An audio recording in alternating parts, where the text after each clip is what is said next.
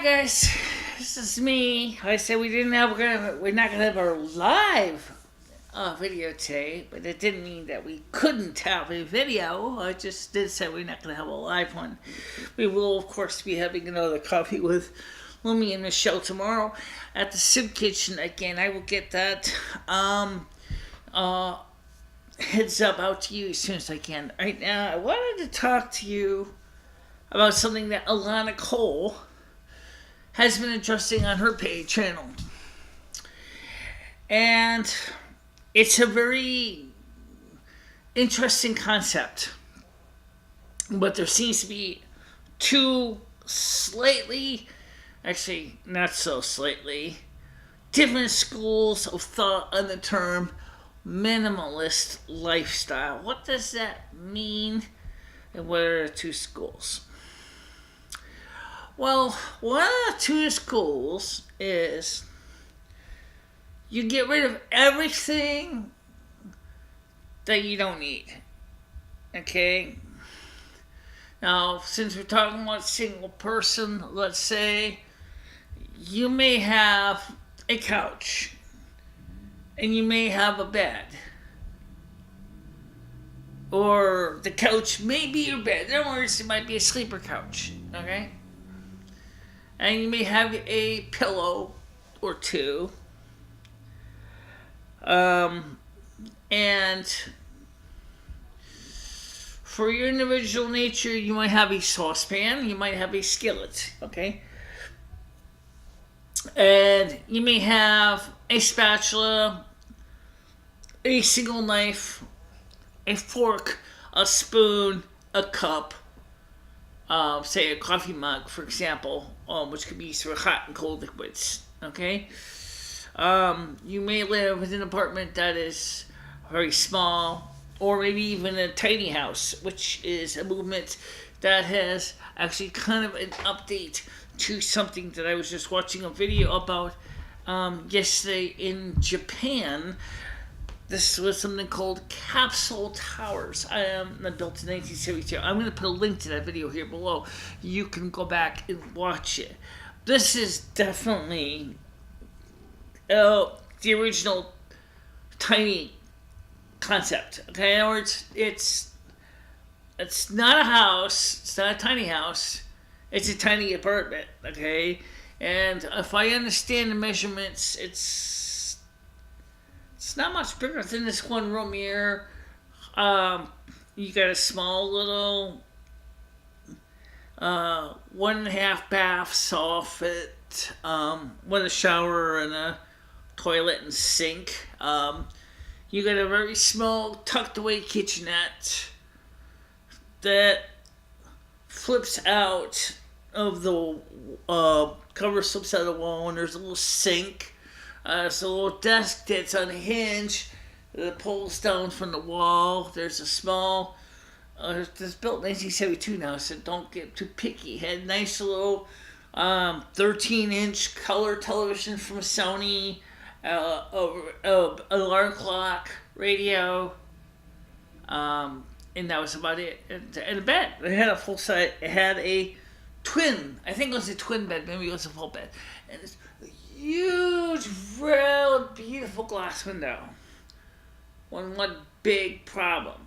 It did not have a way to open it for air. It was a fire escape. In other words, there's a latch that could be opened up, then push out, like in case of emergency kind of thing. It's not really like you should go out there, open the window, get air. Now, some of you might say, oh, that sucks. Well, they're really cute. I actually must say, if you want to go watch the videos, I will post a link to that clip in this video below. Now, is that minimalist or is that Spartan? Ask any homeless person I know what minimalist is. Because they're wearing nothing more than most of them than maybe a backpack. And in their backpack, they may have a small mess kit, maybe a small saucepan, a hiker is a minimalist because they got to carry the stuff on their back. Hey, they're not going to carry a 25-inch plasma television on their back, okay? If they even have any kind of video, they might have it, they're using their phone. But even then, you can get into minimalism with that, because I have seen people who've given them smartphones for feature phones, like the Nokia 6010s.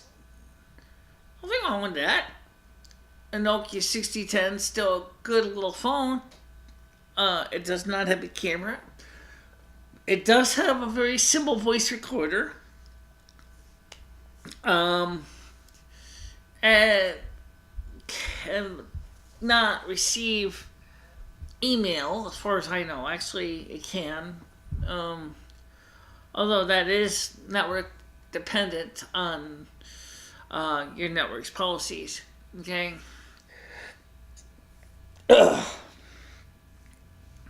Every now and then my ears, barometric pressure must really be changing pretty bad out there right now, because my ears have been acting pretty strange lately. Anyway, so the minimalism, they say, is getting rid of all the excess stuff. That's great. Then what's Spartan? Spartan is getting rid of even more stuff. Like I said, like a homeless person would be considered living a Spartan lifestyle, because they have to carry what they got with them. So they're not going to have tons of extra things, because they got to carry it all. Okay? Anybody that lives in a tiny house, maybe either minimalist or Spartan or both. Okay? Some start out as minimalists, and then as they realize they have to give up more and more extras to make everything fit into a tiny house. The capsule towers in Japan would be for a person who is living in a tiny house. It would seem like a mansion. What's wrong with the towers, besides the fact that only 30 of them are actually used out of the 150? And the reason is that no one has been properly maintaining the place for at least, see what he said, say around the 80s. And one of the reasons was they said that there is an issue of funds, and how much it's going to cost to renovate this one-of-a-kind architecture. Okay? In fact, they had some problems with the hot water system, so there's no hot water going into the individual capsules. There's just cold water. Hot water is off the menu. Does that mean that there'll be no way they could ever fix the hot water? Or is it just that it was just too expensive to fix the hot water? I don't know. But I have to admit, I thought there was a really cute setup, because after I lived in the Yellow House in 2015 in a room that was a lot smaller than this living room. It was maybe about 2/3 of this room. And it was like about 8 by 8. No, it's even smaller than this room. Holy crap. Because, yeah, it was smaller than this room. Because this is a 12 by 12. Okay. If you get this, if the doorway over here was at a right angle instead of at a 45-degree angle, you can visualize. Actually, it's about 2/3 smaller than this. Just like you had my bedroll, which consisted of a comforter on the floor with another comforter on top of that, and 2 pillows, a clamp-on light clamped onto my vacuum cleaner. We needed to vacuum the rugs, right? So I brought my vacuum downstairs with me. right?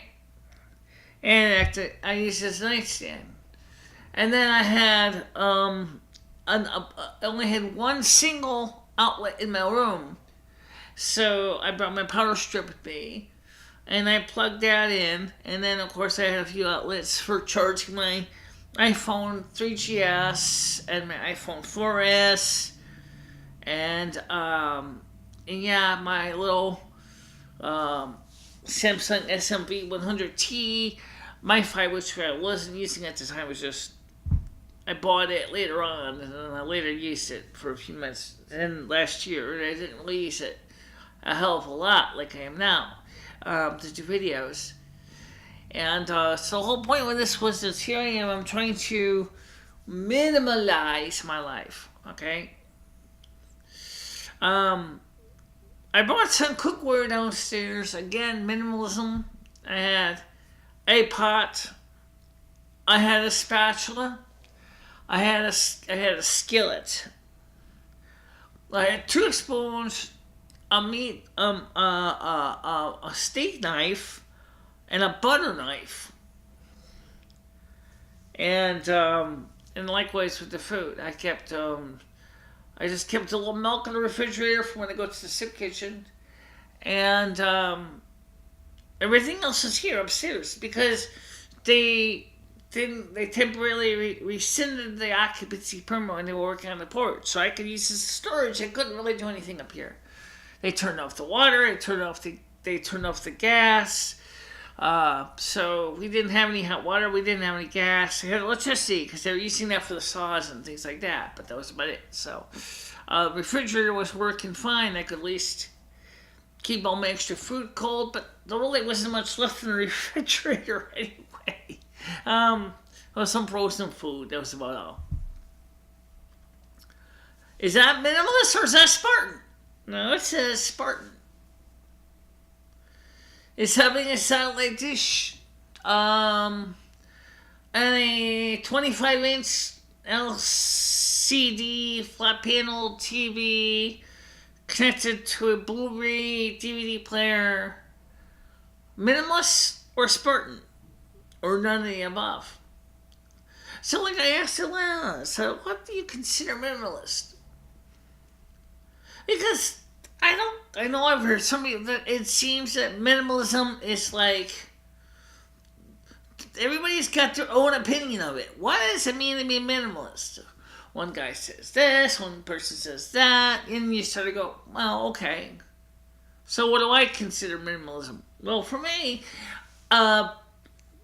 because I'm on a fixed income, I live because of necessity, not by choice, a minimalist lifestyle. With a twist, I do YouTube videos. So some of you might say, well, gee, doing YouTube videos is not being minimalist. Have you ever seen my portable studio bag? What do I have in there? Almost everything in my portable studio bag is either homemade or secondhand cast-offs. And it's almost bare essentials. You got the stand that holds the camera. You got a microphone stand that holds the microphone that has been rebuilt and rewired by me. You got the iRig Pre, which connects the microphone to the iPhone 4S, which uses a YouTube streaming app. Yeah. What about Google Capture? Well, can you do live streaming on Google Capture? I don't know. I've heard some say you can. Okay, I don't know if you can or not. Just leave it alone there, okay? I could look into it. But is that minimalist or is that Spartan? Well, you be the judge. And I just know is that in the last few years, I've made some big changes because it's related to another concept we hear a lot. People say, especially those on fixed incomes, You're living outside of your means. Oh, really? That's very interesting. What do you mean by that? Well, you got this and that, and those things over there, and these things over here. How much you paying on your bills? Yada, yada, yada, yada, yada. Okay, first of all, I consider anybody who is on a fixed income by nature is fiscally acutely aware of the limitations of their budget. I mean, there are exceptions, yes, but those people are exceptions, not the rule. Okay? Every single one of them on the fixed incomes, well, I'll tell you the same thing. I'd like to be able to do more with less. That's actually the original definition of minimalism.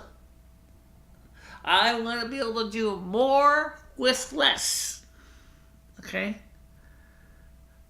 That means that, like I said, is that the same thing as Spartan living? Or is that different? Oh, comment and subscribe, and of course discuss this below. We will, of course. I asked Alana if she would want to do an interview on my channel. I don't know if she will. But if she does, she does. And we'll tape that interview because we don't know when the video would be ready, and we don't know what her schedule is. I don't know, Likewise, I wanted to do a video with Rebecca Marina Messenger, and I did put a request out for Rebecca Marina Messenger that I wanted to do a taped interview, telephone interview, and that's what I'd like to do. So, now the weather, I might as well bring this up real quick. I don't think everybody talks about the political mainstream media. Well, what about the weather mainstream media? I mean, the Weather Channel is like the most well-known in the continental United States site for weather information. It's run by NBC. It also is working with IBM International Business Machines, which they're using IBM equipment for forecast models. Okay? And the problem is that they still are harping on global warming. Yes, they are. If you look at their extended models versus the models of AccuWeather or even other independent weather sites like Weather Decoded, which is a YouTube site, they are still trying to say that global warming is still controlling the weather. I will have been more comfortable if they said climate change, because the climate is changing, it's just not getting warmer, okay? If you said global climate change and explain that can also refer to global cooling. The global cooling is not caused, of course, by man-made procedures. It is caused by the fact that our sun is entering its resting state, and the temperatures of the Earth are going to drop because of less solar radiation. Okay? Thus, you're seeing more colder temperatures, and the sea Earth's temperatures and everything else. The same thing that ADAPT 2030 has been saying from the very beginning. So yeah, climate change is real. It's just not global warming. So it's time for you guys to be willing to come up to grips with that. But like I said to both Alana Cole and Rebecca Marine Messenger, of course, they can do completely different video forums, topics. They don't cover the same things.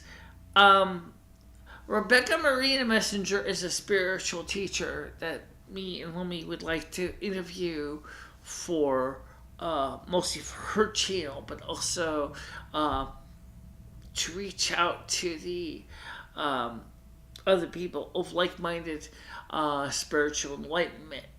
Alana Cole is a younger lady that is in California. Again, she is in the age group of where most of my men are, most of my male subscribers, 24 to 34 years old. Okay, so if I can get her to join us in an interview, this could also be a great crossover video for her channel too, because she could be doing the same thing with her camera. I could be doing the same thing on my camera, and then maybe if we get together, sync up the sound, we can actually cover the topics together. So it wouldn't be like a Google Hangouts on air, because first of all, I've already mentioned that my computers can't do Google Hangouts on air. If I had an Android phone, I probably could do Google Hangouts on air. Okay, but I don't have an Android phone. And the iPhone does not do Google Hangouts on air. I can do Google Hangouts, but they're not on air. So, in other words, I can't do a live stream from Google. Okay? I don't know why Google doesn't improve on the iPhone's app somehow. So we can have Google Hangouts on air, but they don't. So, okay, so now you know. Anyway, it's getting late, and as you can hear, I'm a little tired. I got a lot of things done today. I bought some cat food for the cats, and I bought some, got my hair done. You probably saw that. My hairdresser said to me, she said, "Your hair's getting long, Michelle." Wow.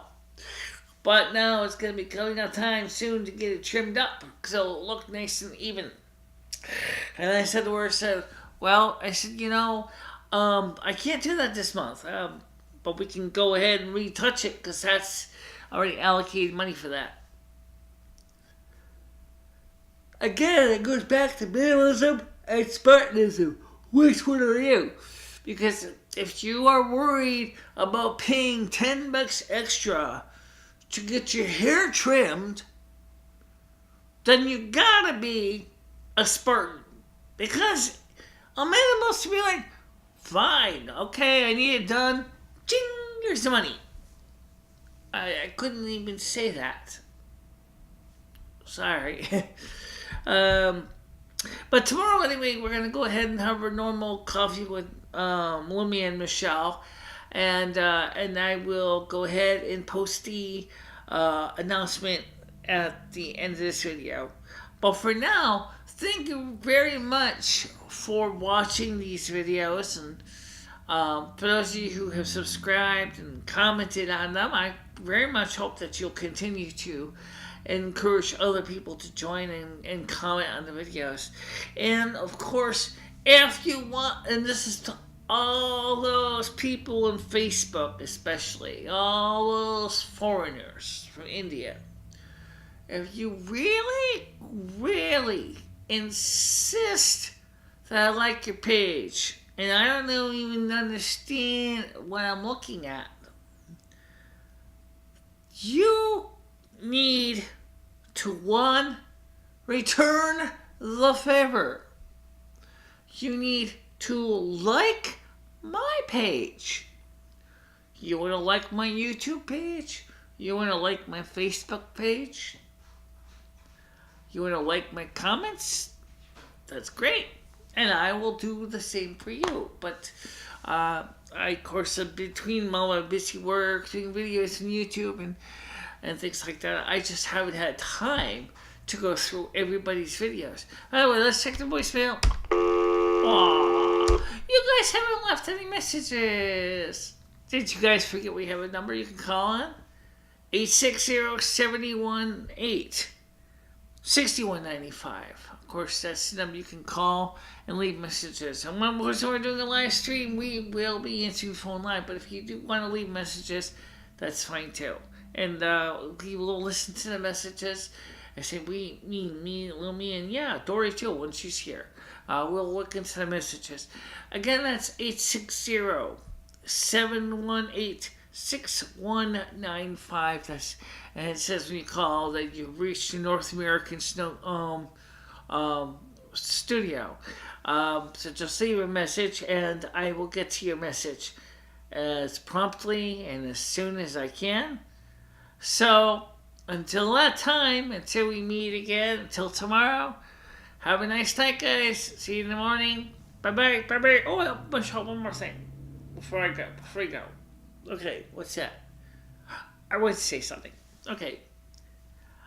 Michelle has been kicking herself because every time she does all these videos, it seems like you guys are not participating as much. Okay, what I mean by that is, like Michelle said, comment in the video section below, subscribe to the channel, share these with your friends, family, whatever.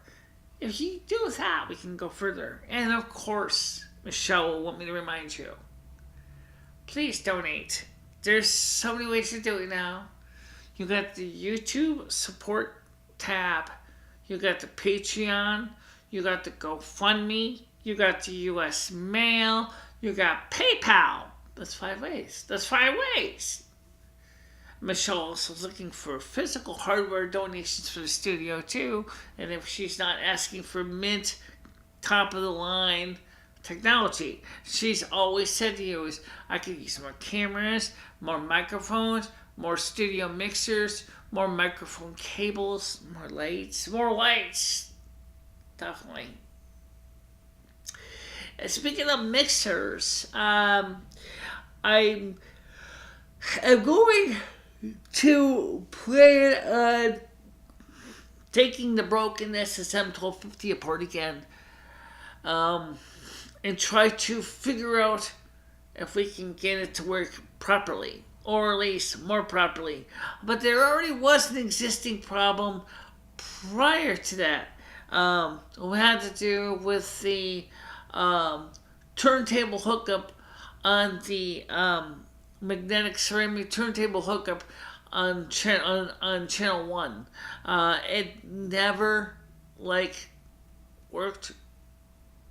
No, it never did. It did work at one time when it first got the mixer, but then it died out as far as the left channel goes, and it's not the equipment. So I think that something in the circuit between the RCA input going to the master mix bus has gone sour. Even when you listen to it through the preview bus option, you do not hear the sound out of the left channel. So that was an existing problem that will need to be fixed as well. Likewise, we're going to work, or going to have to work on the other issues with the fact is that something in the power supply is now buzzing. I think that maybe when I solder a wire, thinking that's where the broken capacitor went to, I think I soldered that to the wrong place, and that blew the power supply fuse. So that's going to replace the fuse and then resolder the circuit to fix the problems, and I can do that. But I don't know if it's going to really help any, because you know, what else is wrong? It's like, um, well, I think it may help, but again, it's not really like we talk about minimalism versus Spartanism.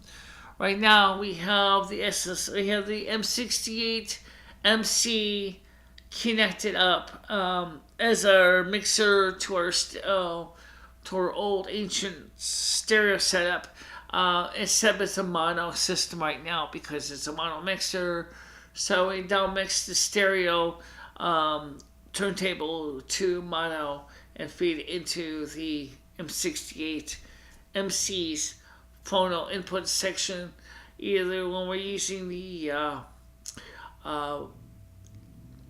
old Garage turntable or using it with the little was a pile phono preamp, or if we want to use the original turntable or we're using the plastic belt drive turntable, we could just go ahead and connect that straight through because it's using the Pephisfeel ceramic P132D cartridge assembly.